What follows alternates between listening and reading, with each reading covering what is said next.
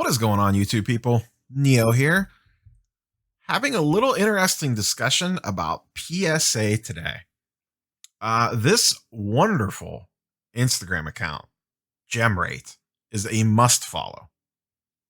He has been compiling data for PSA grades, how many cards they're grading, the grade distributions. It is amazing. And he's doing this via tracking all the pop reports, I believe. I've spoken to him, but I haven't gotten deep into the weeds about how he's doing this sorcery. But it is a must follow account. So we're gonna go ahead and dive into the data, talk about some stuff. It's interesting. It is very, very interesting. So like, comment, subscribe, all the YouTube stuff down below, and go give Gemrate a follow on IG. Because he's been doing requests as people submit cards in that they want to know or have information about. So, in the month of June, PSA graded 736,000 cards. Almost 1 million cards. That was a 28% increase compared to May, according to Gemrate's data, and almost 25,000 cards per day. So they are cranking 736,000 cards in a month. And I have to imagine they're not at max operating capacity yet. They're doing a major hiring push still, and are doing a major hiring push at the National for a bunch of different positions. So you feel like 736,000 isn't even close to their max. I'm guessing that they're going to blow through 1 million cards in a month here pretty quickly. And that's crazy. You know, I did the grading prediction video thing the other day, forecasting 6 to 12 months out. And Sloofa in the SCI Discord had mentioned something shortly after I did that video, maybe the day that it posted, about, PSA didn't spend $8 bajillion and hire a crap ton of people to give business away to other people. And I thought about that, and I tend to agree with him. You could see it. So once they blow through this backlog, if they're capable of processing like 1 million to 1.5 million cards a month, and it could be higher, then, cheaper bulk options may indeed come back. Because if they have the employees and they have the facilities to keep up with it, that was always the problem, was keeping up with it, then I don't see why a lower cost grading option won't return at some point. Now, it still might be 6 or 8 months away. It might be January 1st, 2022. But seeing these numbers does make me believe that we will see cheap bulk again. Whether it's $20 a card, maybe $15 a card through a group submitter, I don't know. And like I said, it may be a while. But if you build all those facilities and hire all those people, you're going to want work for them to do. And if PSA can get bulk at a manageable turnaround time, at a manageable cost, they will crush everybody because of the resale value, the popularity of the slab. Like them or not, I know a lot of people don't like them, but the bottom line is they are the dominant force in the industry, even with all of their issues. So imagine a world where they get completely caught up and they're grading 1.5 million cards a month in a couple months, and they blow through that backlog and they get caught up. I mean, the world would be their oyster at that point in time. Some of the other brands would still hang on for, more unique things, and customers that just refuse to use them, this, that, and the other thing. But, you could paint a picture in a year or so where, PSA is just the ultimate dominant force in the grading galaxy. They are the Death Star. They come around the corner and just annihilate anyone that stands in their path, because they're doing so many cards so fast and command the highest resale value on the secondary market. So yeah, 736,000 isn't a ton of cards. And like I said, I don't think that's anywhere close to their peak. And you do see a little note here. The number one most player graded was Michael Jordan. When you dive into this, it's mostly 90 Fleer. That 90 Fleer card really popped off for a hot minute there in February. And my guess is what happened. Everyone submitted them. And you see a lot of that 90 Fleer. It leads the pack by a mile. I found this interesting. Most graded cards in June. So of that 736,000, this to me is intriguing. Look at how, so Jordan is number one, up 220%, 90 Fleer Jordan. Then we see the 92 Shaq Tops.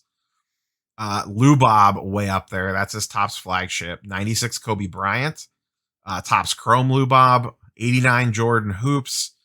89 Upper Deck Griffey. There's a billion of those graded. Panini Revolution LeBron. That's his first Lakers jersey, like period, full stop. Tiger Woods and Shaq. There is nothing modern on there other than Lou Bob. No Zions, no Jaws. The slew of the backlog kind of like, and this isn't like the entire backlog, but I think it bores out that a lot of the stuff in that backlog is, this stuff's not junk. We're talking about Kobe rookies here, but I don't know that there's as much ultra modern shenanigans floating around as we think of individual key players. You know what I mean? I expected that list to be Zion, Ja, Luka, Trey.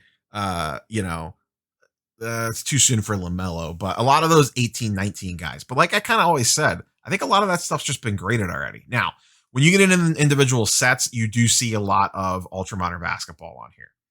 The interesting thing is, and once again, this was something else that I spec'd on in videos in the past, was I bet you a lot of that backlog is Pokemon.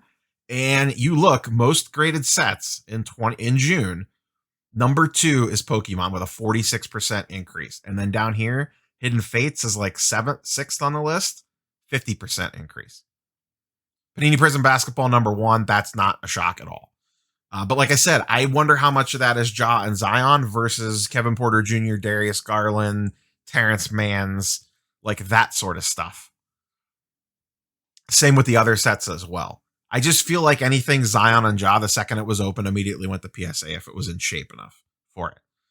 And now, this was towards the end of that run, the end of that cycle, and people were just dumping everything in to beat price increases.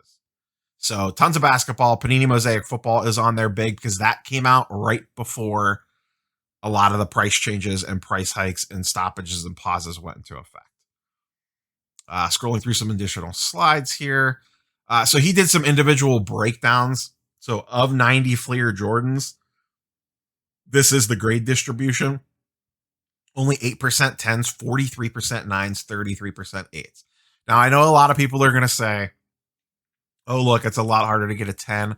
Let's be fair. These 90 Fleer Jordans, the print quality was not great. It's peak junk wax era. And if you've ever looked at one of these 90 Fleers, they are terribly centered. I am not surprised by this, that it is that askew. 86 Fleer Jordans, only 110, 19, and then it distributes down from there. The tinfoil hat pop control people will absolutely love this slide right here. This is on a magnet on your refrigerator right now. If you are one of the people that believe in hardcore pop control. Most graded players, top 10 basketball. Once again, I found this interesting. Look at how low Zion, Ja, Luka is. Trae Young's not even on this list.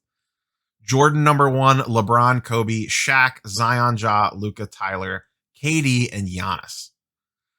So